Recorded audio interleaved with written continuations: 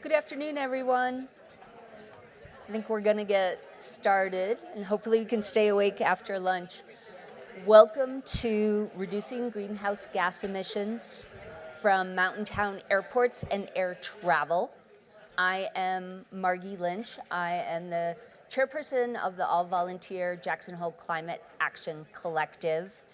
And the genesis of this session is attendance at last year's Mountain Towns in Vail, which was a fantastic event, and a bunch of communities shared info about their greenhouse gas inventories and the work they were doing, and none of them included emissions from air travel. And so I thought it was an appropriate topic for us to work content in about.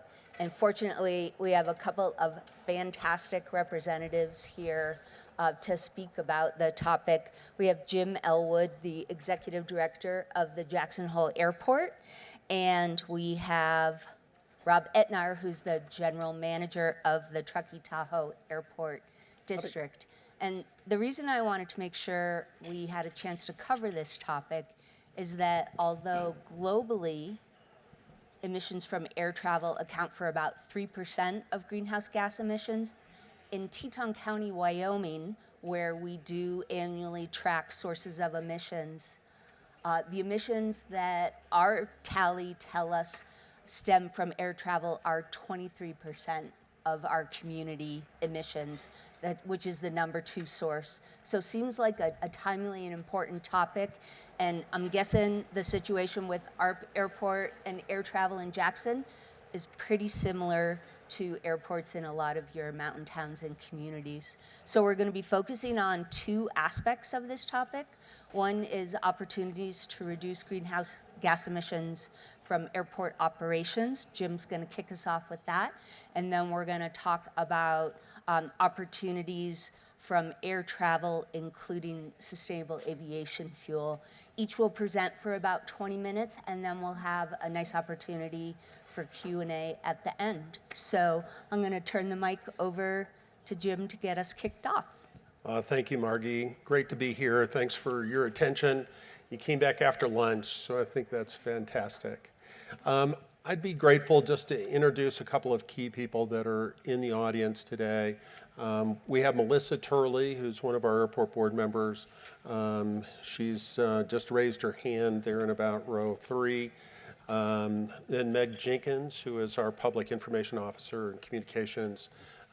She does a great job for us. And then Jen Walenchowski, who is with Mead and Hunt. And she's been invaluable to us as we've tried to maneuver and manage the environmental aspects of being an airport.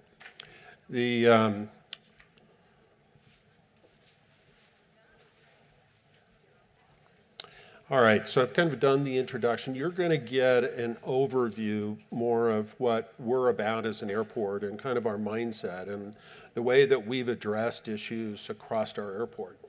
This vision statement that you're reading is from our airport board. And so when you get that powerful of a statement about environmental focus, it's a lot easier to try to manage and do what needs to be done. I'm incredibly lucky that our airport board, which are 5 volunteers, really have had the attitude on this subject and others that is to do the right thing at the right time for the right reasons. So we've been able to make significant change happen because of that mindset. Now, we're the only commercial service airport inside of a national park. So not only do we have all of the FAA guidance and EPA and others that get engaged in airport operations, but we also have really the National Park Service. And of course, the Park Service mission is conservation. So we've needed and have desired and did everything to get the tattoo that says we're going to invest in that conservation mindset. Now I'm going to give you kind of some sampling of various things we've done across the airport. What you're seeing a photo of is an underground water filtration system for stormwater. We originally built that in 2018. We've recently expanded. Almost the entire facility is already collecting the stormwater across the airport and running it through a filtration system before it's released back into the environment. I'm not familiar with another airport in the country, and perhaps in the world, that is trying and has collected the stormwater runoff of our airport. Now you ask, well, what's that got to do with greenhouse gases? Well, the cool part is that we've been able to merge projects to get to a better place. So you can see there's quite a bit of excavation that took place in this photo. And this is just part of the excavation. What we've been able to do is take native materials, crush that rock, and reuse it on pavement projects and other things that we've done, creating asphalt and building safety items across the airport. And that saved thousands and thousands of gallons of diesel fuel, and hundreds, if not thousands, of routes of hauling that material to and from the airport. So what I'm trying to share there is that we try to take this holistic view about how can we match these projects to get to an end game that really does help. Now, glycol, propylene glycol is sprayed on airplanes to remove snow and ice and things that ensure the safety of the traveling public. So the airlines spray the material onto the aircraft. It then gets collected. We run it through water oil separators and filter it out and collect it in a tank, and it's properly recycled. We've been doing is changing our de-icing plan so that the delays for aircraft is actually reduced. You know, many of you that may have flown out of the Jackson Hole Airport, there have been delays that are part of that process. And really bad things start to happen when those delays happen. The engines are idling on the airplane, so they're really not generating anything positive. They're only creating greenhouse gases.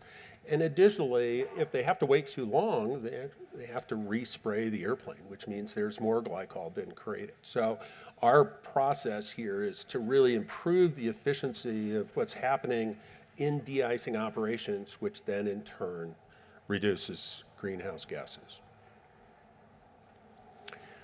Now I'm going to talk to you a little bit about the Fly Quiet program. We've been very focused. We've got some neighbors who are very sensitive to noise around the airport, and we want to be as good a neighbor as we can be. So we initiated this program that actually tracks every single airplane that comes and goes from our airport, and we know what kind of aircraft it is, how long it dwelled in the airspace, a number of important things. While this is essentially a community outreach component, where it matters is that we've actually redesigned the approaches into the Jackson Airport to be able to shorten the amount of flight time that airplanes are en route to Jackson or on departure. So our way of trying to minimize the number of minutes that those airplanes are airborne really does matter, and it accumulates significantly over time. You know, this is the Dark Skies Initiative. Many of you are probably familiar with that. Our objective here is not only to protect the dark sky, which is incredibly important and valuable, but also we view this as an energy conservation tool. You know, the less light, less energy consumed, and we're better able to lower our overall need for electricity and hence emissions. Even though the airport does buy 100% green power, we want to be respectful of every kilowatt that the airport needs to operate with. Carbon accreditation program. You know, Margie, you quoted some greenhouse gas emissions data to open, and you know, over the last number of years, the airport industry recognized that there were a lot of different methodologies being used to determine what is the true amount of emissions being used by aviation and airports in particular. We started doing greenhouse gas inventories in 2018 because the actual methodology that was being used wasn't really effective at taking all the emissions that aviation is creating around the world. And the total of some of those studies was well beyond the total of what was actually happening. For example, there are some emission methodologies out there that have said, well, gee, if that person flies from Jackson to Chicago to Fort Lauderdale or whatever their final destination is, and then back, they accumulate all of the greenhouse emissions to that particular flight leg, rather than, and then it gets accumulated to, for example, in this case, Jackson. Well, no emissions are accounted for Fort Lauderdale. And so you really need to have a methodology that merges those two greenhouse gases to really indicate how much is going into the atmosphere. So through a pretty extensive process, we've adopted an international standard for what those carbon emissions are about. And it sets standards for airports to reach. There's about 5,000 airports in the United States. There's about 50 that have joined this carbon accreditation, but that number is growing each and every year. This past year, the Jackson Hole Airport entered that program, and almost every airport jumps in at level 1. We jumped in because of our data collection, because of our green power purchases, because of prior initiatives that we put in place. We were one of the very few that was able to kind of leapfrog and land in the level 2 category. That really stays focused on scope 1 and scope 2 emissions. In the case of jumping up the next level, that's when you start to get into the scope 3 kind of emissions, the ones that air carriers are providing to the atmosphere. And then I kind of tie that back because we're trying to be thoughtful about that today. So our de-icing pad project that I kind of talked about and the de-icing efficiencies, that speaks directly to finding ways for this airport to get to that level 3 and address scope 3 emissions. This tells a little bit of story about what our emissions have looked like over the past several years. We can talk a little bit about the blue and the white on the left. Those are really our airport vehicles, their ground support equipment, various other products that the airport might emit. But I'm going to draw your attention to the orange bar in particular, because that represents the actual amount of electricity that the airport's utilizing. And we're really proud of the fact that we've been able to pull that number down. And we see opportunities to continue to do that. All our new structures are geothermal. They're meeting LEED's standards. And so we see true opportunity to make a real difference and continue to push our emissions and specifically our electrical consumption down. We've also taken on a pretty ambitious goal. Many of you have already embraced that in this room. You're already there. But we are really intent on finding our own path to net zero as airports. It's a little bit difficult because we've got a lot of regulatory entities that look over our shoulder and tell us what we can and cannot do.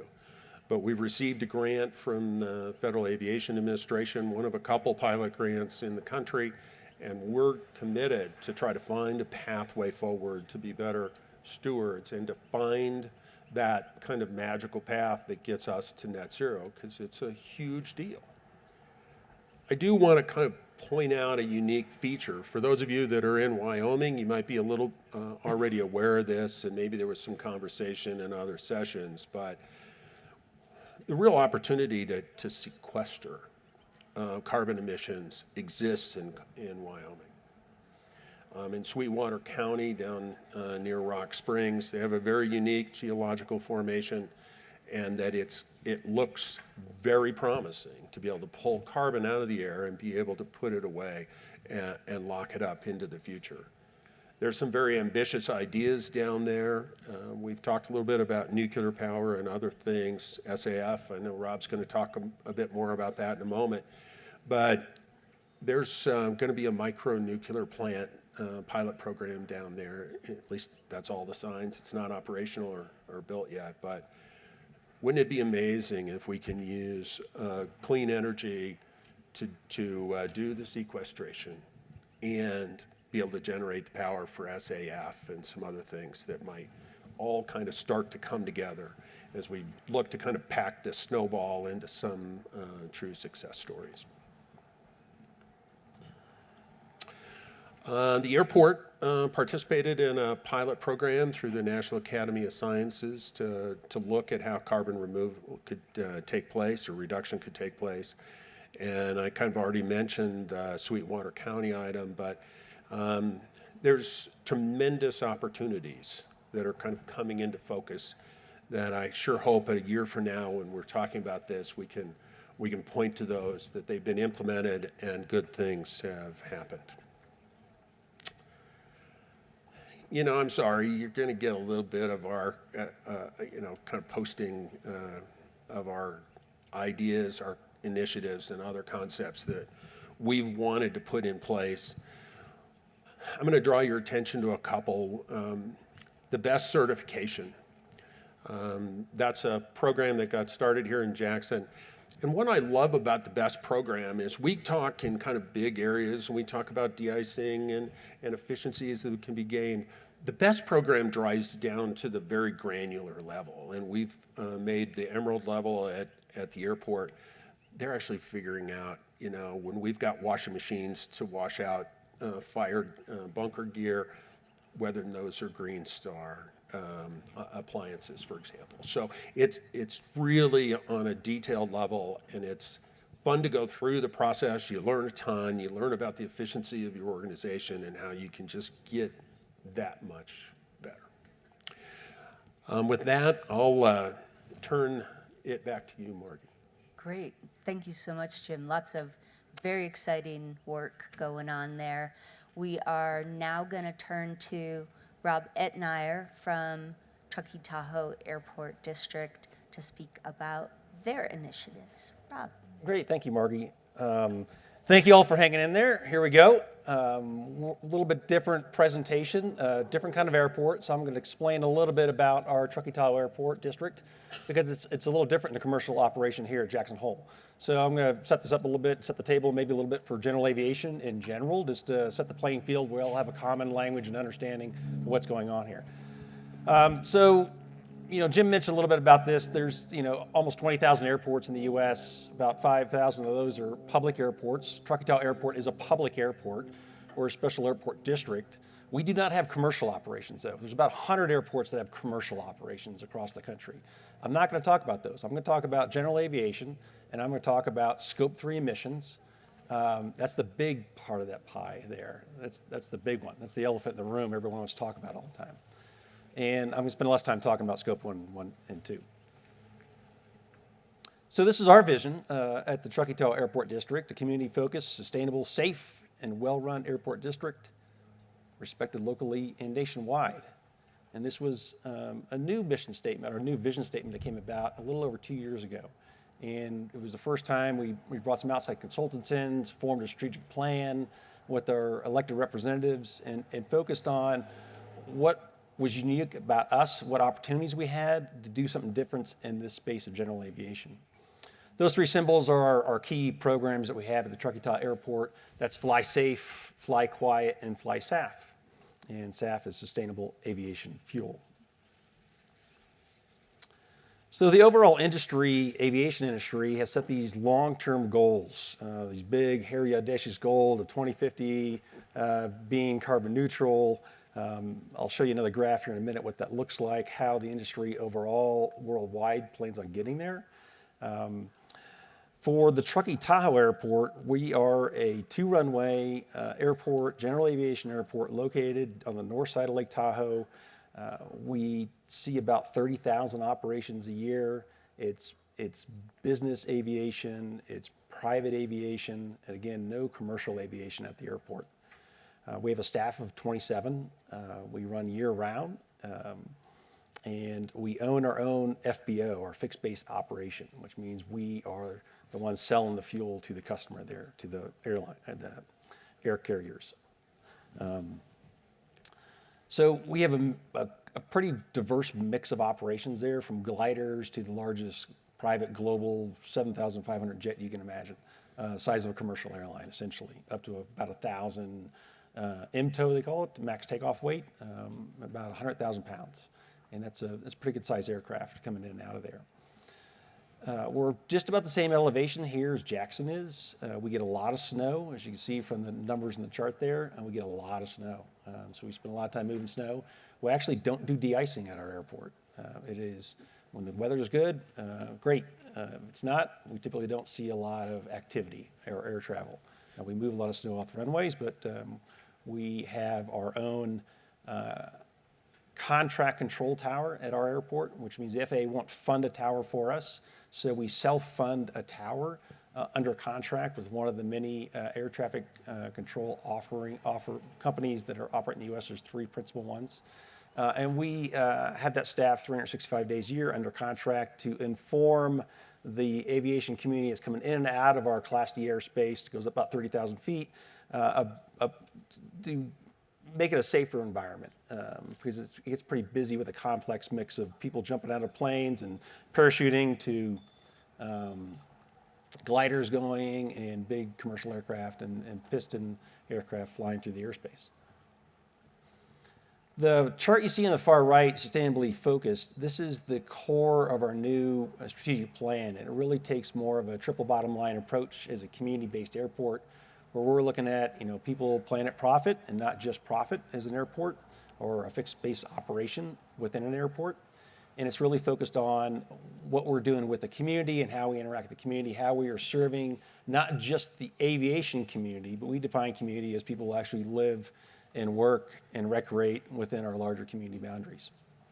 The percentage you see there is where we started a little over 2 years ago. We started with not buying one drop of sustainable aviation fuel to buying 10% of our fuel needs in the form of sustainable aviation fuel. And sustainable aviation fuel, currently the mixture it's sold at is a 30-70 blend, and I'll talk about what that is in a minute. But the 70% is still Jet A fuel, 30% is a neat SAF product that comes from a variety of sources. So we've moved from a little over 2 years ago having no SAF to that's all we sell now at KTRK in Truckee. We don't sell Jet A fuel anymore. We only sell sustainable aviation fuel. And we're the only airport in the country doing that. Okay, so how do we get to the point where all of a sudden we can go to selling only sustainable aviation fuel? It's a big leap. It's a cost. It's a commitment.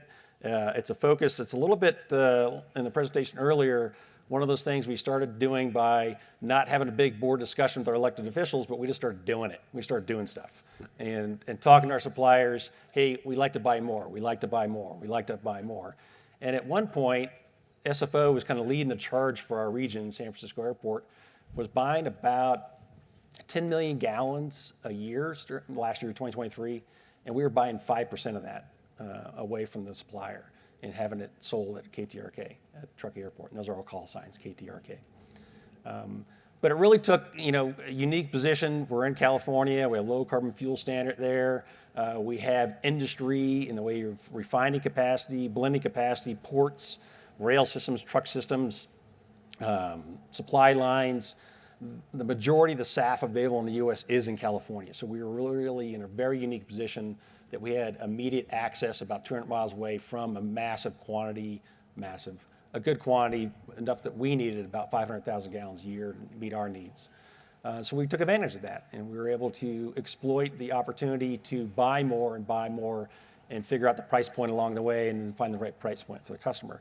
But we were able to do that because of our geographic location, support from our elected officials, but really from a community perspective, we were able to do that because we had built and had a lot of buy-in from the community about what our community values were. And that was through a series of conversations with what I'll show you a video here in a second was similar to this form of mountain towns is the Climate Transformation Alliance, which is a local North Tahoe-based collaborative of public agencies, nonprofits, individuals, businesses that all come together on a quarterly basis and talk about how we're going to achieve GHG reduction across the region. The North Tahoe Truckee community has come together in their commitment to achieving carbon neutrality by 2045 through a regional public-private partnership known as the Climate Transformation Alliance. This partnership includes government agencies, special districts, businesses, community organizations, and individuals who value collaboration, innovation, and accountability. Together, we have established a shared vision to drive actions and progress towards addressing climate change in our community. To promote the resilience of the community, the CTA is dedicated to developing local policies and initiatives. By recognizing that greater achievements can be made by working together, the partnership has created a platform for collective action. We need hope to create the world that our children deserve. Greta Thunberg says, hope doesn't come from words, hope only comes from action. As soon as you start to take action, you see hope everywhere. We all have a role to play, and we must all do our part. The Climate Transformation Alliance is a space where all the segments of our community can come together to share ideas that we can turn into actions. This is something we have to do together. Help us to keep Truckee green. The time to act is now. So we're a member of the Truckee Airport's a member of the Climate Transformation Alliance, along with the town of Truckee, the Public Utility District, and again, a lot of other non-public agencies. The airport district is a little unique as an airport. We are a political subdivision in the state of California. There are 9 special airport districts in California. We're one of those. So the boundaries, geographic boundaries are on the map there you see on the north side of Lake Tahoe. We're bi-county. We have 2 different counties that votes for 5 elected officials. That gives us our governing body. We have a tax base there as part of property tax that's in place across those two counties in Placer and Nevada County.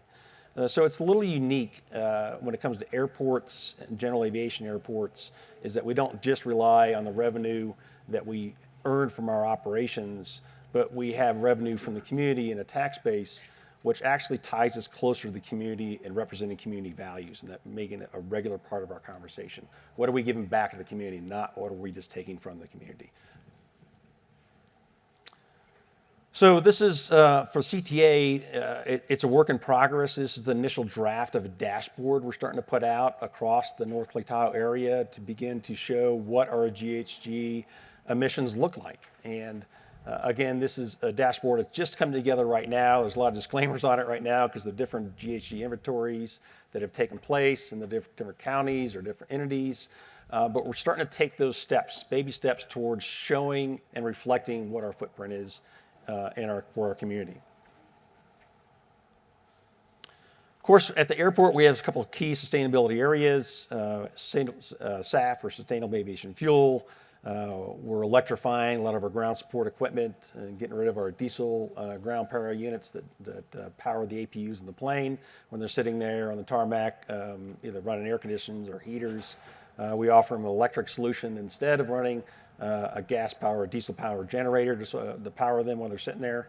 And we have a lot of land at the airport. We have probably around 7,000 acres either on the airport and about 1,400 acres off the airport that was bought through a community collaborative effort to preserve some open space near the airport and prevent development there. We have a large role in maintaining that land through wildfire mitigation measures as well.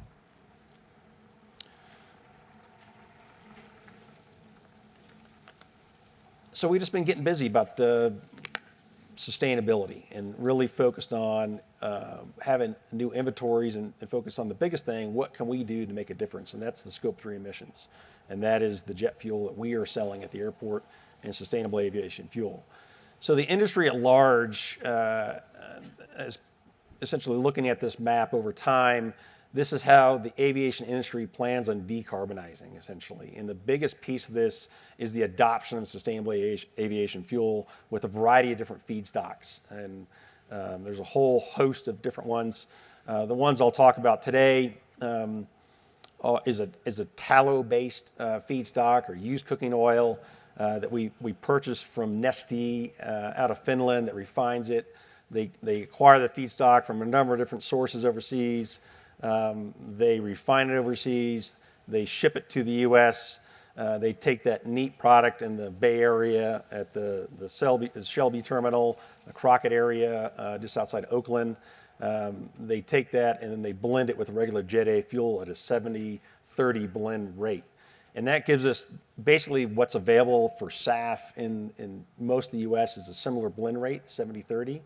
And it's a a life cycle reduction in carbon, not exactly what you're burning, but it's actually where the source of the product comes from and tracking it all along its journey from the ground to the aircraft and what that footprint looks like. For what we're using, this is actually the metric quantification of per gallon CO2 reduction. It's about 23% reduction for using sustainable aviation fuel that we're buying and selling. And that's per gallon of fuel used. Now, pricing comes up in different audiences in different ways. I've been in industry-specific conversations around SAF in the aviation world, and there's very regular people talk about SAF is 10x the price of regular jet fuel, 3 times the price, and it's a lot about where you're located, to be honest. Where we're buying it right now, it is not that at all. Those are the prices you see on there in that green section at the top of the screen that reflect what the regional price is for SAF, what we're selling SAF at, and then in comparison, what Jet A sells for in the region. And as you can see, it's pretty close to the price of Jet A.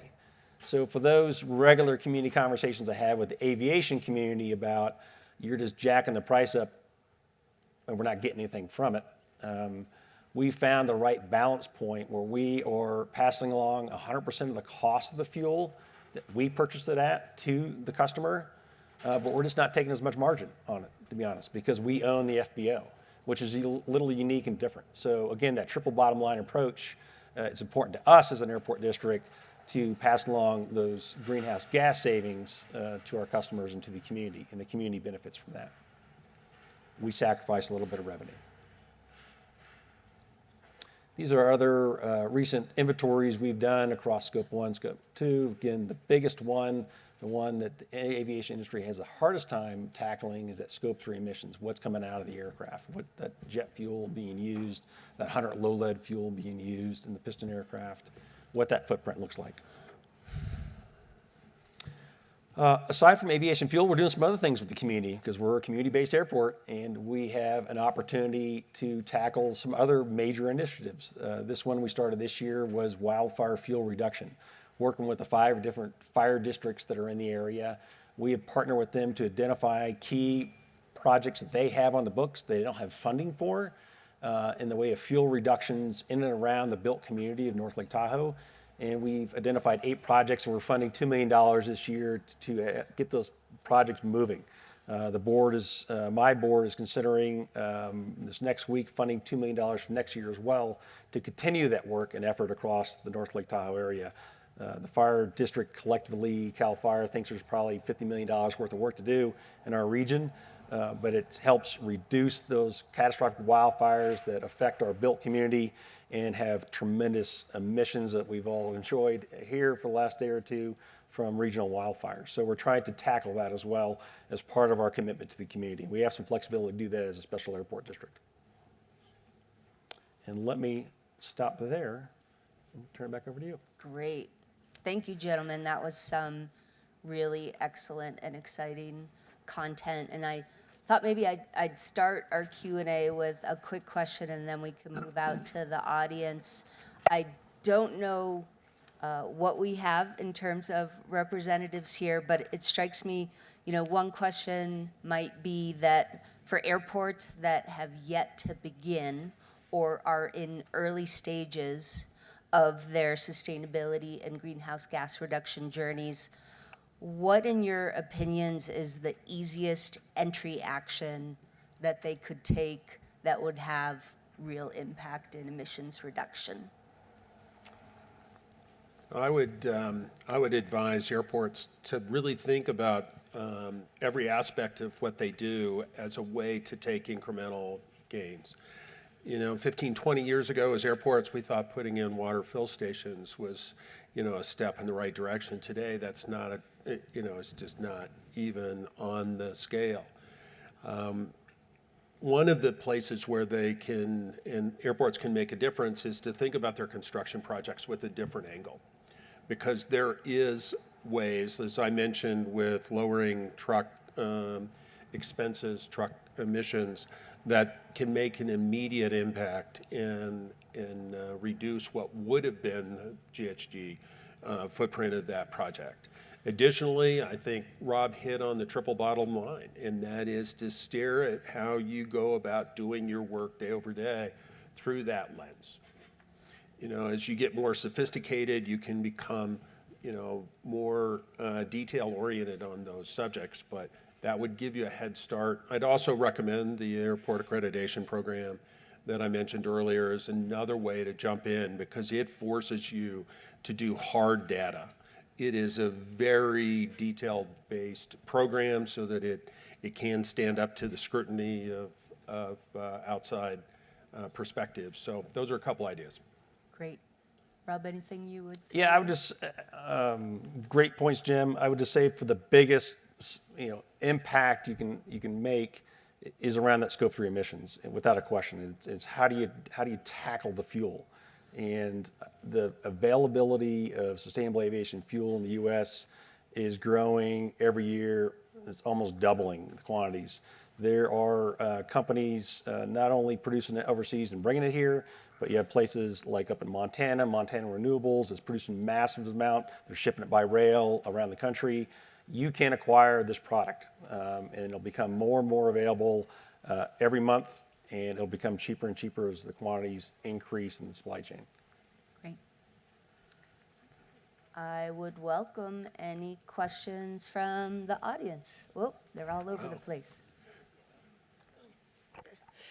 Hi there. Am I on? Okay.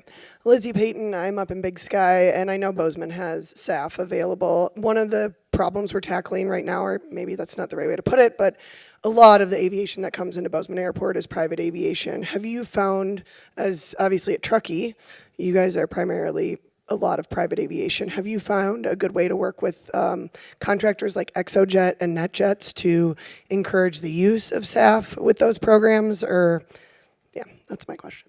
Yeah, great question. We spend a lot of time talking to flight departments of folks like NetJets that are the largest airline actually in the U.S., in the world probably, over 700 aircraft and NetJets flying around.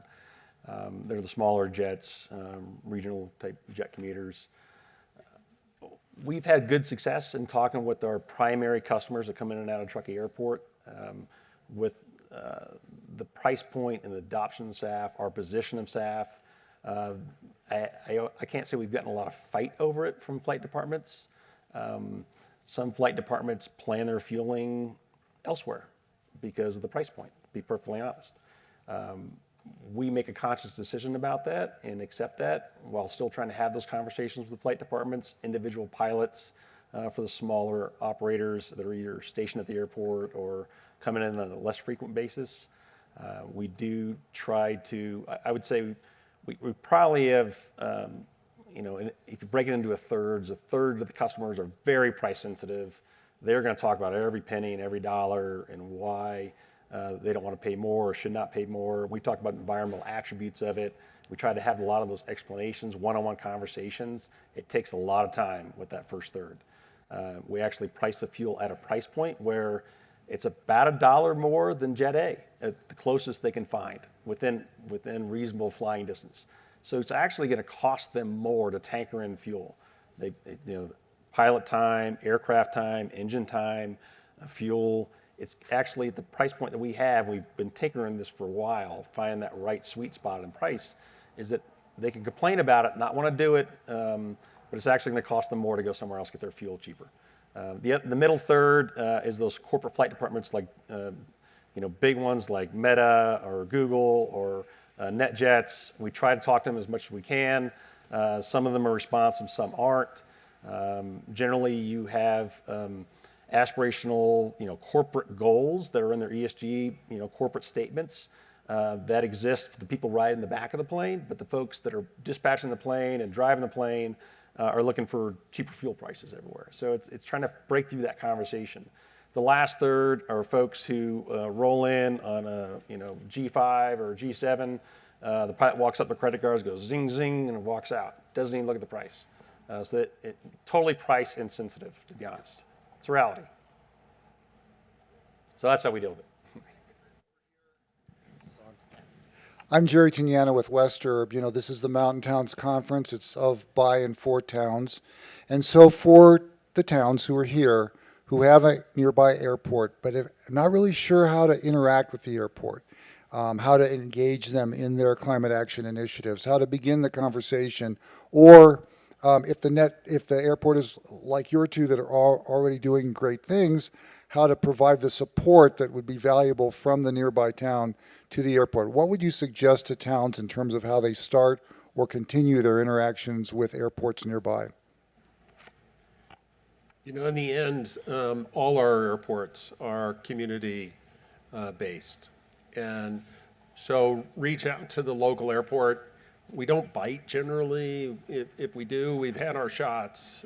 So I think initiating that conversation is not that hard. You may see some defensiveness because they may not be familiar with some of the options that exist. The trade associations in our industry have taken some very strong lead positions to give resources to airports about how we can do things. Additionally, airports share data all the time. And so a phone call to me or to Robb or someone else can get the ball rolling and really help things move along. And so, that old saying about the first step of a long journey is that first step. Yeah, and just to add to that, of the 20,000-ish airports that are in the U.S., 5,000 are public airports. We represent public airports. The vast majority of the public airports fall within a city or county jurisdiction, so it's like a department within them, so they actually have control and authority over those airports. So there's actually, and they're all situated a little differently depending on what mountain town we're talking about, but there is a lot of opportunity for local elected officials to have a great deal of influence in what's happening at the airport. I do want to put a footnote on that. Robb's Airport is a special district in California, go through elections, they get local taxes. Jackson Hole Airport does not get any local taxes. So the utilization of airport funds is controlled by the FAA and how we can actually spend dollars. So what Robb talked about with fire mitigation, that's not something this airport could do as an example. So when you talk to your local airport, be cognizant that there's limitations on what they can do. They may not see all the options yet, but there are some limitations. Back here, can you hear me? Cool. I'm Martha with Ski Utah. We have the greatest snow on Earth, but we also advertise the greatest access on Earth. So airports are a big part of our marketing.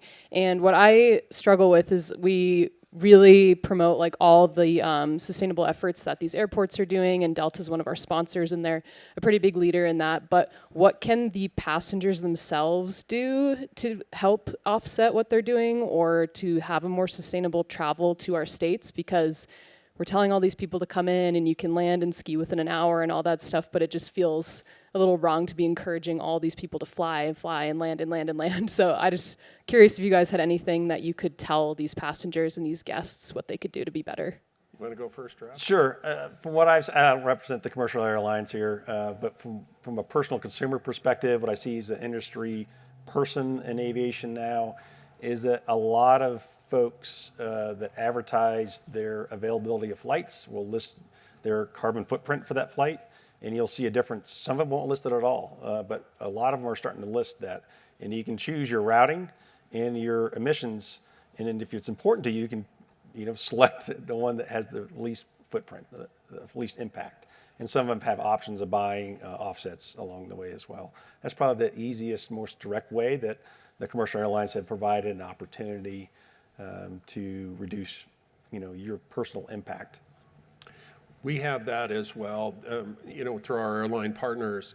We also have a program called The Good Traveler, and so we promote that locally.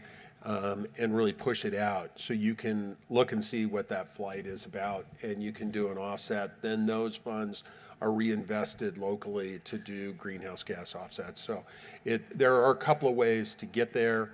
I wish the utilization of those programs was a lot higher. Hopefully over time that sensitivity will grow and people will feel better about it. Yeah, Jim, as a follow-up to that, I was curious, and this is not intended to shame people at all. So if you don't feel comfortable, don't raise your hand, but I've always been curious. I consider myself super green. I do not buy offsets for my air travel, and I'm just curious, if you all in the audience do, like, could people raise their hands if anybody offsets their travel? So a few folks, and is anybody who doesn't offset their travel, is it lack of awareness, money? What could be done to increase the likelihood that you would take advantage of purchasing a carbon offset? I'd be curious about that. Anybody willing to go in? Just unsure if it actually does anything. Sure. Where is that money going? How do I know that it has anything to do with an actual carbon offset? Yep. What is a carbon offset in this situation? Just not really knowing. Yep. Yeah. And this kind of relates to my question that I was going to ask too. Your Scope 3 emissions.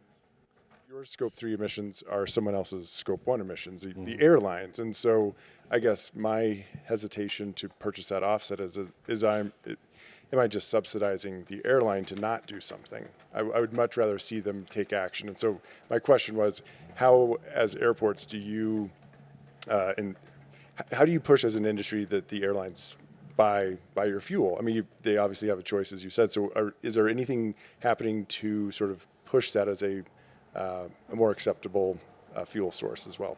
Yeah, so we're dealing with private business aviation, and it's a pressure campaign, right? It is finding the right price point. It's putting sustainable aviation fuel inside of our fuel trucks and putting it right in front of them, having our ground support staff that's fueling the planes, having a conversation with the pilots about what SAF is. We still have that conversation today, even with pilots. Like, what is SAF? And they are skilled and know enough to talk and have that conversation. We're really in the early phases of still education, I would say, from the larger aviation industry about, is it available, what is it? And I think as much as you can have these conversations like you're doing with mountain towns and have these broader conversations of why it's important to communities, I think that's how you start moving the needle. Just to add a little extra on that, I spend a lot of time with airline executives, and they recognize that they have to make changes. You can feel it in their conversations. They see that, that aviation is likely to be one of the last hydrocarbon-based transportation systems when you kind of stare out onto the horizon, and that they need to be making change today. So in terms of making something happen, they're feeling the heat. You're seeing it in their SAF purchases. I read in the trades just earlier this week that the transition to SAF across the entire aviation industry is forecast to cost $4.7 trillion. So when you put $20 on the table for an offset, it's not new money to the airline. They've got big expenses coming. For being here. My name is August, and I'm the mayor of Driggs, and we have a small GA airport. Thank you, Jim, for explaining why I can't use money on forest or anything else in our community, because they're a district. Good to know. My question is, so this SAF, can that be used for smaller planes as well, or is that when the no lead fuel comes in? Okay. Yeah, so sustainable aviation fuel is a replacement for jet fuel, Jet A fuel in Europe, Jet A1 they call it. But the smaller piston aircraft run on, currently the majority of them run on 100 low lead, which is a leaded fuel, which if you're filling up your car, I think for everybody in this room has been filling their car for most of their life with lead-free fuel, but that's not the case in aviation. It's still a leaded fuel. There is a replacement strategy unrolling right now, but that's not available probably another 2 years away before there's an industry solution. Leaded fuel that will be coming at some point, is Right. that equivalent to the SAF, or is there another option that we should be looking towards? I'm not aware of any sustainability attributes of unleaded fuel or leaded fuel other than we're getting rid of the lead. So. Unfortunately, that transition, which has been underway for 25 years or so, has not worked very well. The mixture of how aircraft engines operates very different than you find in your Toyota or Chevrolet, and the altitudes and the vapor points and a bunch of other things. It gets into the weeds, but they are finally starting to make progress. But in terms of it being a renewable source, not yet.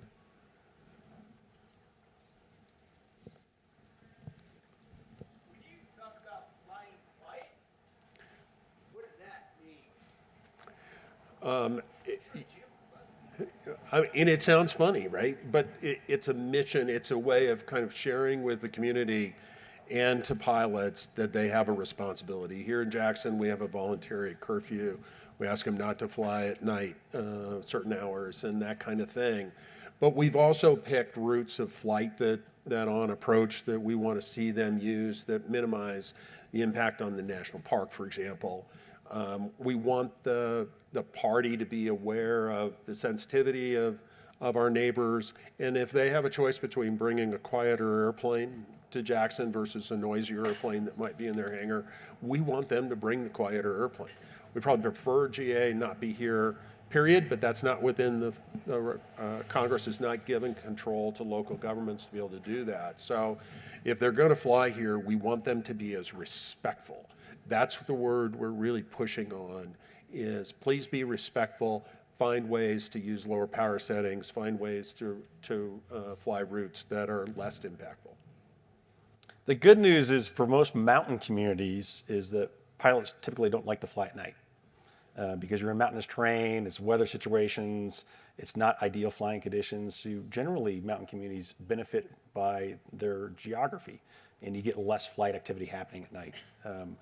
But we try to encourage, the fly quiet philosophy. Like, if you're flying over communities, try to be respectful, try to stick to the corridors, as Jim's talking about, and know that you're having a noise impact on this community. Did anybody else notice that the sun came out when Robb talked? Alicia. I don't know if this is on. You're on. Starts? Oh, okay. Hi, Alicia. I'm with Yellowstone Teton Clean Cities, and I've been. I'm kind of curious about. A few people have asked this too, like what the passenger role is, or what a community can do with working with their airport. And in my mind, it's kind of this thing where, like, should we be pushing these larger airlines to use SAF, as well as airports configured like yours, Robb, rather than doing these kind of one-offs everywhere at small airports? Or do we go to our small airports and do one-offs everywhere rather than force the larger airlines? Like, what's the most, like, Robb, what's your opinion on that? Like, what's kind of the most efficient use of our time to really get SAF out there, considering how much fuel is currently available and where we're heading with more of it coming along? Yeah, I don't know if there's a right answer there. It's you want to tackle the elephant or you just want to tackle the mouse. It's the mouse seems within your control. You get more influence. Trying to move the elephant around is really hard. They eat a lot of waste coming out of them, and so trying to regulate what they're eating is very difficult. I don't have a good answer. I think it's a little bit of figure out what you can do and what you can make a difference in. Dr. Johnson talked about that earlier yesterday. Where's the area you can influence the most that aligns with your interest or your community's interest? I think that often might be your local GA airport. Making purchasing decisions for commercial airlines is probably your individual consumer way of making a difference. I don't have a good answer. Yeah, sorry.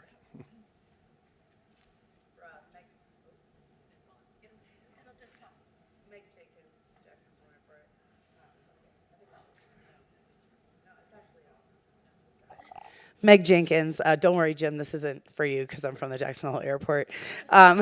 We've worked really hard with Town County, our Travel and Tourism Board, and our START bus, right, for mass transit, because airlines and airports, mass transit with wings.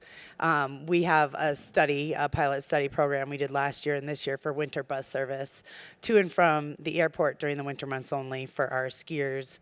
Summer, everyone rents a car here and kind of travels the parks.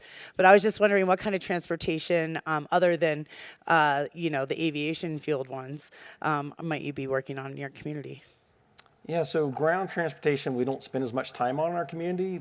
We operate within jurisdictions of counties and towns that have rather robust efforts in the Tahoe area. Rapid transportation, TART is what we call it. They have a long history in more sustainable buses. Actually, the community in North Tahoe and in Truckee have embraced a TART Connect program, which is an electric minivan that operates free, that moves people around the community within the boundaries of the operating area. And you dial it up on an app just like an Uber or a Lyft. It comes pick you up at your house, drops off where you want to go. And I think that's the biggest area that we've been helping subsidize from the airport's perspective for ground transportation. In order to see that, it's a very expensive program. We're trying to help make it work because the reduction of vehicles and GHG emissions for the community is massive compared to the ridership is through the roof of that TART Connect program compared to the buses, which is very low, very minimally used, mostly just in the peak winter season around resort destination activity, mostly for the workers that are working there, actually. So we found as a community that the solution with operating the way people operate to some degree and having that Uber Lyft kind of concept, making it free, getting the cars off the road, and lowering the footprint of cars being on the road and just traffic congestion on top of that. And it's been widely adopted and successful the last 2 years. Yeah. Hi, my name's Pete from Jackson Hole Investor Group. I've been seeing a couple companies talking about municipal waste to SAF. You were talking about different feedstocks. I was curious if either you see any momentum growing there, because I guess the feedstock is a bit of a constraint. Eventually, feedstocks will be a real constraint as more SAF is produced. Right now, the majority of the feedstock of the SAF that's in the U.S. is a tallow or used cooking oil based feedstock. Montana Renewables, I know, is working off some agricultural feedstocks that they're growing in the Midwest and moving up to Montana. They have an advantage up there with having large hydroelectric power, very green power there, in order to create the SAF, the neat SAF product itself. The industry talks about a lot of different feedstock. There's some legislation that'll probably happen around corn, soybean, all kinds of U.S. Agricultural-based products that are available here in the U.S. in excess or surplus. But I think the industry is still moving through a transition of what type of power. Is it green hydrogen, gray hydrogen, white hydrogen, electricity, the whole gamut of the actual energy source to convert the product, the feedstock product, into a SAF product. So I think there's still years ahead of how these feedstocks might play out, to be honest. We have 1 minute left, and I'm going to take moderator's prerogative to ask the final question. I am curious, I think there's a lot of heightened sensitivity and attention to private jet travel. Part of it's probably a class issue and trigger, are the wealthy carrying their fair share? We know private jet emissions per capita are higher than commercial jet emissions. I am curious what you two would offer in terms of perspective on landing fees as a lever for addressing that issue, challenges and opportunities there. Oh, it's a great question. And I don't know if Robb has landing fees for GA at his airport, but I'm frequently asked, well, why don't you just charge $1 million every time the airplane lands? And, that'll separate out those that really want to be here and who don't. However, the United States Congress has directed the FAA to build a program that talks about what you can charge for landing fees. And there's a distinct formula that goes into that. We here in Jackson charge for our noise program and some other things to the GA landing fees, but it doesn't give us the latitude to put an environmental add into that formula. So until the United States Congress kind of moves that needle, our hands are tied in that space. Yeah, we actually do have landing fees. We instituted them about 2 years ago at our airport, and we use it to offset our pavement management plan and our locally sponsored, paid for air traffic control tower. But we do charge based on weight and size of the aircraft. We charge if you're bigger and you're heavier, we charge you more. If you're smaller and have no footprint, we don't charge anything. But it's not based on GHG emissions. It's based on impact to our pavement management plan of the airfield, that more impact is more cost to us, and then managing the airspace because the FAA won't pay for it, so we have no source to pay for that. But you know, I think at Truckee we take an approach of, you know, it is a resort environment. Things are very expensive resort environment. It is luxury travel. It is private business travel, and we don't take an approach of do it as cheaply as possible. They're engaged in a luxury activity, a very elite activity, and we're charging appropriately for those services associated with those activities. Great. We believe. Yep. Thank you both for offering your expertise and your perspectives. A lot, I think, for the audience to take away, and obviously a lot of work that still needs to be done, but I think we're really excited we were able to touch on that topic today. Thank you all for coming today. Thank you all. Yeah.